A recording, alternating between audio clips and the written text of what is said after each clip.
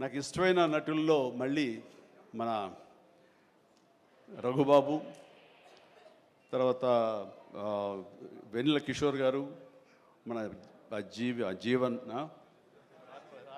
Rajiv and వీళ్ళు ఇందులో ఈ సినిమాలు ఉండటం అనేది మామూలు సినిమా కాదు, చాలా పెద్ద సినిమా అన్న భావం కలిగింది.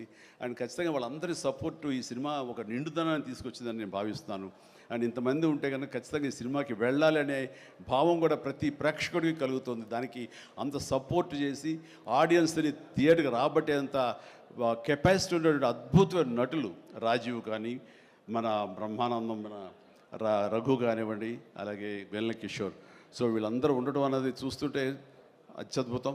అలాగే ఇంకా అమ్మాయిల పేర్లు మర్చిపోతానంటే రాసుకున్నాను.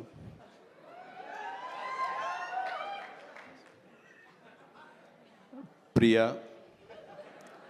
ఐశ్వర్య, ద్వివేజ, ముగ్గురు బాగున్నారమ్మా. ఎవరు అంటే అనిల్ నన్నుగా చెప్పేవాడే. సో మీరందరూ కూడా ఇందులో చక్కగా చేస్తుంటారని అనుకుంటున్నాను. And all the very best అమ్మా, గాడ్ బ్లెస్. అండ్ మరొకసారి ఇలాంటి చిత్రాల్ని ఆదరించండి అండ్ ఇలాంటి వాళ్ళని ఆశీస్సులు అందజేయండి.